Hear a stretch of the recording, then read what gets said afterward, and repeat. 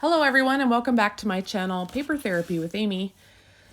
Thanks for stopping by. Today I have a fun new layout to show you with brand new paper that just came out today in the September 2022 catalog. Here is a big stack of pictures that I have, and I want to show you how I decide which pictures to use, because when I have pictures printed, since they're 10 cents, I just print everything because I figure even if I pay an extra $2, what does it matter? And it's kind of a tedious task to print them. So I print a lot of pictures of, especially of events that I know I really have a lot of nice pictures of. So here I've made two stacks, and one of them is pictures I for sure want, which is these ones on the left that I'm looking at now, and I'm deciding if I can cut pictures down. So of my wanted ones, here are the ones that I'm willing to cut down. And there's a person in the background here that is not from my group, so I want to cut that one way down to take that person right off. So I'm making a separate stack of ones that I'm willing to cut down to like 2 by 2 inches, tiny ones. Once I get through them and decide which ones I want to cut down and which ones I'm willing to cut down, I will start cutting them down. And once I get them all cut down, that's when I go back to the pictures that I were in my maybe pile and decide what to do with those. So first I get all my for sures ready, the ones that I absolutely don't want to lose. And when I'm cropping pictures, the first thing that I will do is take off whatever is not essential to the photo that I don't care about. Say it's sky or the tops of trees or someone's shoulder or something that I'm willing to part with. I'll take that off first, and then I'll flip it around and go to the 3-inch line. So here I'm like, which side do I want us on? I want us on that side. Now I'm going to go to 3 inches and chop it down. So this is sped up, of course. I'm not this fast, but it is pretty quick process if you kind of divide it into smaller decisions, like which picture, now how small, like which picture do I want to cut down, now how small am I willing to cut this down, especially when you have a big stack to get on one layout like this. And I would do flip-flops, but I didn't end up needing them for this layout, and I really love how the page turned out, so I hope you do too. So this is in the mountains in Kananaskis country in Alberta. These are tamarack or larch trees. Tamarack or larch trees, we call them larches here, but my mom had one in her yard and more towards eastern Canada, and they called it a tamarack there. So they change colors in the fall and lose all their needles, and it's a time of year everyone likes to hike because there's huge groves of them in the mountains where you go hiking, as you can see in these photos. Now I'm going through the photos that were all my maybes, and I'm one by one trying to cut them down. And I don't really have a plan of how my layout's going to be. When I have this many photos, I often don't make a plan. I just cut them down to what I'm willing to cut them down to, unless I'm planning to do like a grid of 3x3s or 3x4s. Then I'll cut them all portrait or landscape or square. My next step is to start laying them out how I think I'm going to lay them out on a page. So I've got my mat down here so I know how large I can go. And I will end up cutting a few more photos down and tossing that selfie of me out because there was lots of good pictures of me. I decided I didn't need the selfie. Once I have this process done and I've got them kind of laid out how I might or will probably lay them out, although this one did end up changing quite a bit. And that sometimes happens when I start embellishing, I end up changing it around. But I'll choose some of my favorite photos and I will cut them down a 1/4 inch off of each side. Photos that I'm willing to lose a 1/4 inch, and photos that are some of my favorites, like our family photo, the one of me and my husband, some pretty ones of the landscape. And I'll put matting around just those ones. When you're doing a layout like this where you've butted all the pictures up against each other with no mat around them, it is nice to give your eye a rest, but also to pull your eye in to certain pictures to bring out their that they're special or that they're ones you want people to really notice. So right away you're going to see the ones that I decided to cut down. So there they are with a little bit of extra trim around them, some of them. And here I'm bringing in the colored mats. So the other thing about adding some mats is that when you have so many photos that cover a lot of your background paper up, it is a way to bring in some color from your embellishments and from your pattern paper to like spread the color across the page. So those are the reasons that I do it. These are retired colors. They were colors I loved and bought a lot of, or I bought them on sale when they were getting rid of them because I love them. And I feel that they match this paper quite well. And I'm just realizing that I actually forgot to take a part of the video to show you the patterned paper. But if you go over, I'll link it on my description, and then you can go over to my webpage and you'll be able to see all the sheets there.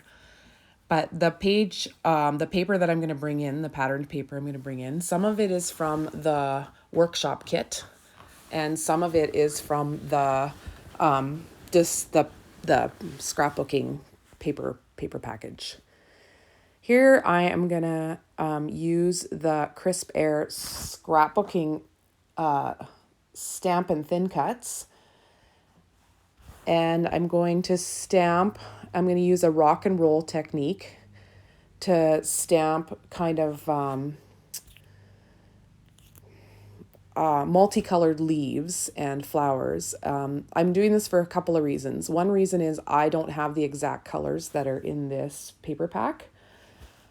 So this way I can kind of cheat and get the color I need. Another reason is that the pattern paper with different leaves on it that I'm bringing in has leaves that look like this. They look kind of tie-dyed or very various colors fading into one another. So here's the flower, and there's thin cuts with all of these. This is a lovely stamp set for layering on layouts. I'm really excited about it, and I ordered it right away because I thought I will definitely use this on different layouts. It's got some splatters. It's got the banner across the top. I believe in the US, you could have the word fall if you want. I didn't know you guys didn't call it autumn. Anyways, and by the way, today is Canada Day. We have our country's birthday on July 1st. So happy Canada Day to everyone, and happy looking at a new catalog day. So exciting. I'm just seasoning these stamps here right on the carrier sheet because it's a little easier to just rub them all that way. And then I'm putting them onto my block, and I'm going to stamp them. This time I just combined a couple of colors to get the right color because I also don't have the color in this paper pack. I'm actually missing quite a few colors, but I have so many that I'm able to often find one that works, especially with the kind of multicolored look that this paper showcases. So I've stamped Sapphire, I do have, and that's in this paper pack. So I've stamped Sapphire, the What a Beautiful Day, which is just the perfect sentiment, and it's the perfect journaling. I don't think I'll ever forget where this was, but I could add a little tiny journaling strip that says Chester Lake because it was the Chester Lake hike. But other than that, I think the pictures tell the story quite well. It was beautiful. And it was a fun day with another family. It was a hard hike though. Very uphill, very tough. Well, for me, I'm not a super duper hiker, but we made it and it was totally worth it. So beautiful at the top. The rocks in the picture with the yellow trim around it are called elephant rocks. And they were really fun for the kids to climb in. They were climbing all over them, and I have some pictures of them sitting on top of them, and the views from the top was just beautiful looking into the mountains. And I just love seeing God's creation and how those mountains are just like carved out or pressed over time into, I don't know, you can just see God's hand in all creation. It's so beautiful. I love it. So now I'm starting to glue down and place everything. Oh, not gluing down yet, actually. I'm just placing it all. I had redesigned where I was going to lay out the pictures because I wanted a certain one at the beginning for my title. This one here, this beautiful reflective one. I wanted the title because I wanted to use Autumn Splendor. And I thought that picture just really shows the splendor of Chester Lake. And so because I wanted to do that, I decided to rearrange quite a bit. And I did have a recording of that rearrangement, but somehow it must have stopped in the middle or my phone went dead. I don't know exactly. So I missed some of my rearranging. Sorry about that. I decided also to go with the green paper on the bottom is from the scrapbooking workshop. I'm not using it in the way that they want you to use it. I wasn't a huge fan of the layout that they had with these openings, but I still love the paper, so I'm just using it as another paper from the paper pack. And my original plan was to have like flags and banners across the bottom, and then have kind of like a diamond shape in the two pages together. But it just didn't work out with the pictures. What worked better with the pictures was to make a rectangle inside the white rectangle of the white daisy paper that I started on. So that's why I made those green plaid rectangles at the bottom, just kind of try to finish the bottom rectangle that the photos are making, or square that the photos are making up at the top. I've popped up all of these were letters for the word autumn, but of course I popped up the picture as well, and I made the pop tape too big, so I had to peel the pop tape back. That's what I'm doing off to the side there, and snip it shorter so that it would sit lower down there.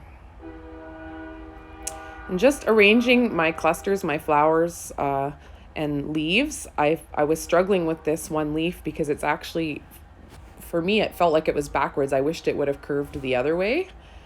But what I ended up doing was trimming the leaf in half. So I only had the top 3 or the top 5, depending, and I could tuck the other leaves in other areas. And I found I really liked it a lot better when I did that. So that worked good for me. Maybe you don't mind. Now that I see it when I'm watching the video, I think, oh, I could have just left it like that. That was fine. The tiny pictures were just little moments that I had other pictures of, but I just wanted to save the moments. So they are just, that walking across that log bridge, me and my girlfriend. I had pictures, like it was a pretty picture of us with the background, but it was just of the lake, and I already had one with my husband and me of the lake and other ones, so I didn't feel the need to keep the lake on it. The Fresh Air paper pack also comes with a sticker sheet that is totally beautiful, but I was really excited about this stamp set, so I wanted to try and do this layout without using the stickers. As I said, I'll link it so that you can go over to my website and check it out. Another thing that's beautiful is the Picture My Life cards. You could totally cut out little floral clusters and pretty things from the Picture My Life cards. They would probably be very useful. I haven't ordered them yet either. The stamp set with the thin cuts is $43.25 that I'm using here, and in the US you'll have the word fall, and in Canada you'll have the word autumn. Of course, you reuse the U. And the paper pack is the regular $13.50.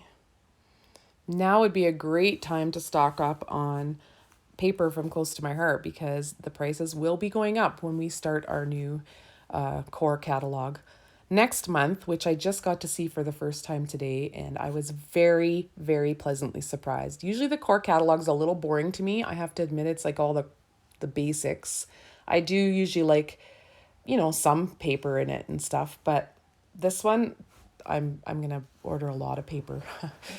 I'm pretty excited for it.